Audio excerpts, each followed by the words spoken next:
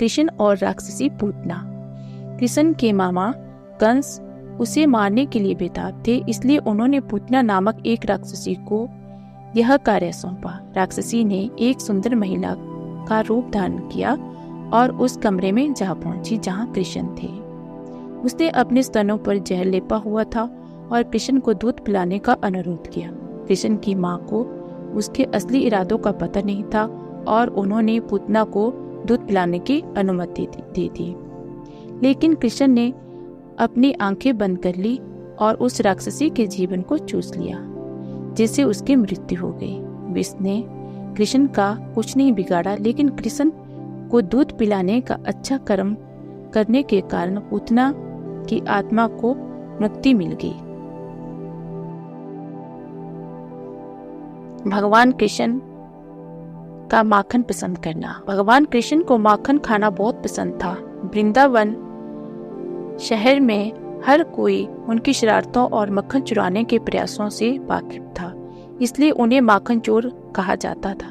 कृष्ण की माँ यशोदा कृष्ण से मक्खन को छुपाने के लिए इसे ऊंचाई पर बांध देती थी। एक बार जब यशोदा आसपास नहीं थी तो कृष्ण ने अपने दोस्तों को बुलाया। वे एक दूसरे के ऊपर चढ़कर और कैसे भी वह मक्खन के बर्तन तक पहुंचने में कामयाब रहे। सभी ने मिलकर मक्खन से भरा बर्तन नीचे उतार लिया और बड़े मजे से मक्खन को मिल बांटकर खाया। लेकिन दुर्भाग्य से उन्हें एहसास नहीं हुआ कि यशोदा वापस आ गई है। कृष्ण के सभी मित्र अपने अपने घर को भागे, लेकिन कृष्ण को शरारती होने के लिए फटकार पड़ी। भगवान कृष्ण और यशोदा। भगवान कृष्ण शरारती थे और उनकी माँ यशोदा उनकी शरारतों से थक चुकी थी। एक दिन उन्होंने कृष्ण की हरकतों को रोकने के लिए उन्हें बांधने का प्रयास किया।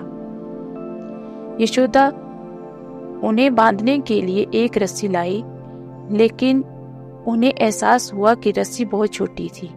वह फिर एक बड़ी रस्सी ले आई, लेकिन वह भी छोटी पड़ गई। इसके बाद तीसरी रस्सी लाई, लेकिन वह भी कम पड़ गई।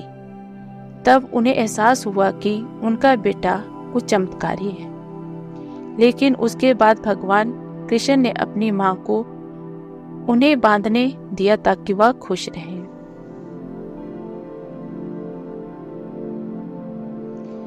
भगवान कृष्ण और अरिष्टासुर की कहानी। एक दिन वृंदावन में एक विशाल बैल आया और उसने लोगों पर हमला करना शुरू कर दिया। किसी को नहीं पता था कि वह कहां से आया है और हर कोई अपनी जान बचाने के लिए इधर उधर दौड़ने लगा। वे फिर कृष्ण से मदद मांगने आए।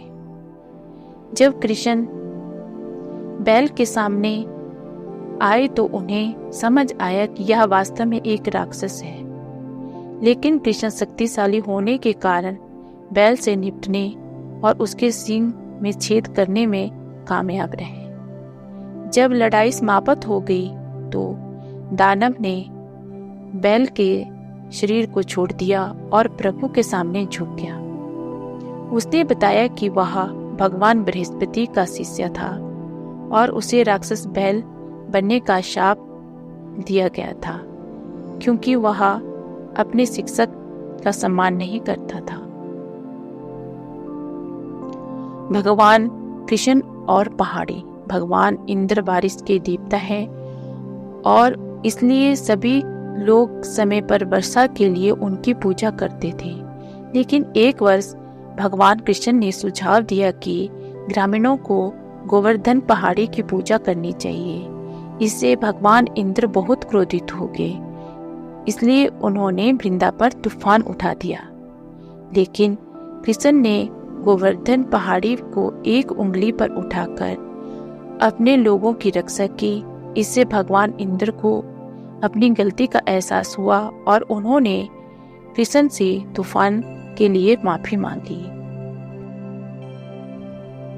कृष्ण और कामधेनु। एक दिन कामधेनु नामक एक गाय भगवान कृष्ण के पास पहुंची।